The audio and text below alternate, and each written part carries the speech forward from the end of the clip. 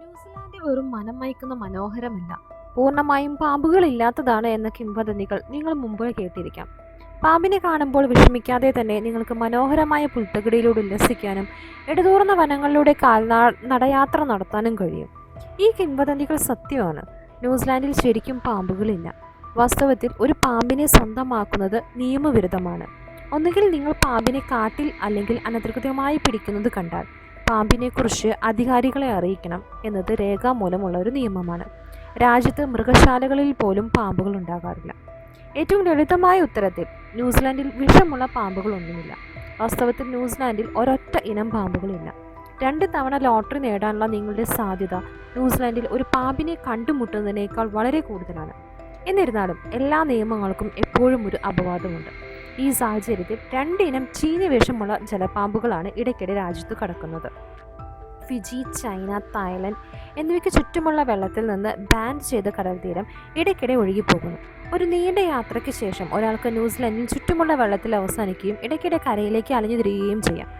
Banded കടൽ ക്രേറ്റിന് മാരകവും വീര്യവുമുള്ളായ വിഷമുള്ളതിനാൽ അതിൽ പാതയിൽ വരുന്ന മനുഷ്യർക്കും മൃഗങ്ങൾക്കും ഇത് അപകടകരമാണ്. ന്യൂസിലാൻഡിലേക്ക് ഇടയ്ക്കിടെ വഴി കണ്ടെത്തുന്ന 2ാമത്തെ പാമ്പ് മഞ്ഞ വരയുള്ള ഒരു കടൽ പാമ്പാണ്. ഈ പാമ്പുകൾ പസഫിക്കിലെയും ഇന്ത്യൻ മഹാസമുദ്രത്തിലെയും ചൂടുള്ള വെള്ളമാണ് ഇഷ്ടപ്പെടുന്നത്. എന്നാൽ വർഷത്തിൽ 6 മുതൽ 10 തവണ വരെ ന്യൂസിലാൻഡിലേക്ക് ഒഴുകാൻ അവയ്ക്ക് കഴിയുന്നു. മഞ്ഞ വരയുള്ള കടൽ പാമ്പിന് കരയിൽ ജീവിക്കാൻ കഴിയില്ല. തണുത്ത വെള്ളത്തിൽ നന്നായി ജീവിക്കാൻ കഴിയില്ല. ന്യൂസിലാൻഡിൽ പാമ്പുകളില്ലാത്തതിൻ്റെ കാരണം വളരെ ലളിതമാണ്. പാമ്പുകളുടെ ജന്മദേശം ന്യൂസിലാൻഡ് അല്ല. രാജ്യത്തേക്ക് കടക്കാൻ കഴിയുന്ന എല്ലാ പാമ്പുകളും ഉടനടി തന്നെ പരിചരിക്കപ്പെടുന്നു. ഇതിനെല്ലാം ഉപരിയായി ന്യൂസിലാൻഡിലെ തണുത്ത താപനില മിക്ക പാമ്പുകൾക്കും അതിജീവിക്കാനും പുനരുൽപ്പാദിപ്പിക്കാനും ബുദ്ധിമുട്ടാണ്, അല്ലെങ്കിൽ അത് അസാധ്യമാക്കുന്നു എന്ന് തന്നെ പറയാം. ന്യൂസിലാൻഡിൽ പാമ്പുകളില്ല. യൂറോപ്യൻ കുടിയേറ്റക്കാർ എല്ലാത്തരം മൃഗങ്ങളെയും കൊണ്ടുവരുന്നതിന് മുമ്പ് 2 ഇനം വവ്വാലുകൾ ന്യൂസിലാൻഡിലെ ഏക സസ്തനികളായിരുന്നു. ന്യൂസിലാൻഡ് രൂപീകൃതമായതിനു ശേഷം പരിണമിച്ച സസ്തനികൾക്ക് ടാസ്മന പസഫിക് സമുദ്രത്തിനു കുറുകെ സഞ്ചരിക്കാൻ രാജ്യം മറ്റു ഭൂഖണ്ഡങ്ങളിൽ നിന്ന് വളരെ അകലെയാണ്. പക്ഷികൾക്ക് മാത്രമേ ദീർഘദൂരം സഞ്ചരിക്കാൻ കഴിയൂ. വേട്ടക്കാരില്ലാതെ പക്ഷികൾ ന്യൂസിലാൻഡിലെ വിശാലമായ വനങ്ങളിലേക്ക് കയറി. പാമ്പുകൾ രാജ്യത്തേക്കുള്ള വഴി കണ്ടെത്തുമ്പോൾ അതിജീവിക്കാനുള്ള സാധ്യത കുറവാണ്. പാമ്പുകൾക്ക് ഭക്ഷണം ദഹിപ്പിക്കാനും മറ്റ് അവശ്യ ജീവിത പ്രവർത്തനങ്ങൾ നിലനിർത്താനും ചൂട് കൂടിയ ഒരു താപനില ആവശ്യമാണ്. ന്യൂസിലാൻഡിൻ്റെ വടക്ക് ഭാഗത്തുള്ള ശീതകാലരഹിത പ്രദേശങ്ങളിൽ പോലും പാമ്പിൻ്റെ അതിജീവനത്തിന് ആവശ്യമായ താപനില സ്ഥിരമായി ലഭിക്കുന്നില്ല. അതിലുപരിയായി ഒരു ആണും പെണ്ണും ന്യൂസിലാൻഡിലേക്ക് പോകുന്നതും ഇണചേരുന്നതും വളരെ അപൂർവമായിരിക്കും. അതിനാൽ ഭാവി തലമുറയിലെ പാമ്പുകളൊന്നും തന്നെ ജനിക്കുന്നില്ല. വളരെ അപൂർവമാണെങ്കിലും ന്യൂസിലാൻഡിൽ പാമ്പുകളെ കണ്ടെത്തുന്നത് അസാധാരണമല്ല. 2 വഴികളിലൂടെയാണ് പാമ്പുകൾ നാട്ടിലേക്ക് കടക്കുന്നത്. ആദ്യത്തേത് ഫിജിക്കും ഇന്ത്യക്കും ചുറ്റുമുള്ള ചെറു ചൂടുള്ള വെള്ളത്തിൽ നിന്ന് ന്യൂസിലാൻഡിൻ്റെ തീരം വരെ പാമ്പുകളെ തൂത്തുവാരാൻ കഴിയുന്ന സമുദ്രത്തിൻ്റെ സ്വാഭാവികമായിട്ടുള്ള പ്രവാഹമാണ്. ഈ പാമ്പുകൾ നമ്മൾ നേരത്തെ പറഞ്ഞതുപോലെ ബാൻഡഡ് സീ ക്രേറ്റും മഞ്ഞ ചുണ്ടുള്ള കടൽ ക്രേറ്റുമാണ്. ഓരോ വർഷവും ശരാശരി 8ഓളം കടൽ പാമ്പുകൾ കാണപ്പെടുന്നുണ്ട്. ഒരു പാമ്പ് ന്യൂസിലാൻഡിൽ എത്തുന്ന 2ാമത്തെ വഴി വിമാനത്തിലോ ചരക്കു കപ്പലിലോ ആണ്. പാമ്പുകൾ കപ്പലുകളിൽ കയറുന്നത് അസാധാരണമല്ല. ഒന്നുകിൽ വലത്തേക്ക് തെന്നിമാറി അല്ലെങ്കിൽ കപ്പലിൽ കയറ്റുന്ന ഒരു പാത്രത്തിൽ സ്വയം ഇരിക്കാനുള്ള സ്ഥലം കണ്ടെത്തി അങ്ങനെയൊക്കെയാണ് വരുന്നത്. വിമാനങ്ങളുടെ കാര്യത്തിലും ഇതുതന്നെയാണ് സ്ഥിതി. വാസ്തവത്തിൽ 2020 ഓസ്ട്രേലിയയിൽ നിന്ന് ന്യൂസിലാൻഡിലേക്ക് വിമാനത്തിൽ കയറ്റി അയച്ച പൈപ്പിൽ ഒരു പാമ്പ് ഒരു ഒളിച്ചോട്ടം നടത്തി.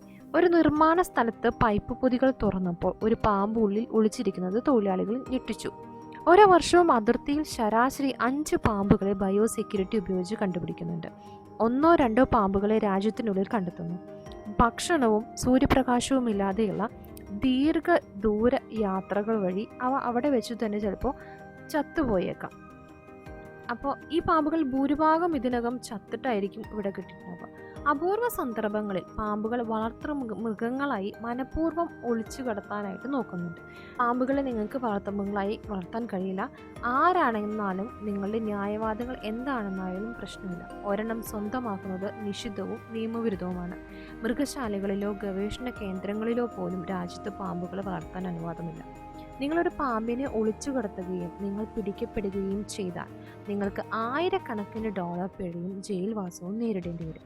ഇതിനു പുറമെ നിങ്ങൾ ന്യൂസിലാൻഡിൽ ഒരു പാമ്പിനെക്കുറിച്ച് അറിഞ്ഞ് അത് റിപ്പോർട്ട് ചെയ്തില്ലെങ്കിൽ നിങ്ങൾക്ക് കാര്യമായ പിഴയും നേരിടേണ്ടി വരും. ഈ നിയമങ്ങൾ അല്പം അതിര് കടന്നതായി തോന്നുമെങ്കിലും പാമ്പുകൾ കാട്ടിലേക്ക് രക്ഷപ്പെടുകയും പ്രജനനം നടത്തുകയും ചെയ്താൽ അതിൻ്റെ അനന്തരഫലങ്ങൾ തദ്ദേശീയമായ ന്യൂസിലൻഡിലെ വന്യജീവികൾക്ക് ആയിരിക്കും. പക്ഷികളുടെ മുട്ടകൾ ഭക്ഷിക്കുന്ന പാമ്പുകൾ ധാരാളമുണ്ട്. കൂടാതെ പാമ്പുകൾക്ക് മനുഷ്യരെ കൂടാതെ വേട്ടക്കാരും ഇല്ലെന്നതിനാൽ അവയുടെ ജനസംഖ്യ ഗണ്യമായ തോതിൽ വളരുകയും പ്രാദേശിക പക്ഷികളുടെ എണ്ണം നശിപ്പിക്കപ്പെടുകയും ചെയ്യും. ന്യൂസിലൻഡിൽ വളർത്തുമൃഗങ്ങളായി നിരോധിച്ചിരിക്കുന്ന പാമ്പുകളെ മാത്രമല്ല, ഫെററ്റുകൾ, ഗിനിപ്പന്നികൾ, എലികൾ ഇവയെല്ലാം രാജ്യത്ത് കൊണ്ടുവരുന്നത് നിയമവിരുദ്ധമാണ്. എല്ലാത്തിനും ഉപരിയായി അവിശ്വസനീയമായ പ്രകൃതി ദൃശ്യങ്ങളും ആകർഷകമായ പക്ഷിമൃഗാദികളും ന്യൂസിലൻഡിൻ്റെ സംസ്കാരത്തിനും വിനോദസഞ്ചാരത്തിൻ്റെയും വലിയൊരു ഭാഗമാണ്. അത് നശിപ്പിക്കാൻ കഴിയുന്ന എന്തും ഇവിടെ സ്വാഗതാർഹമല്ല.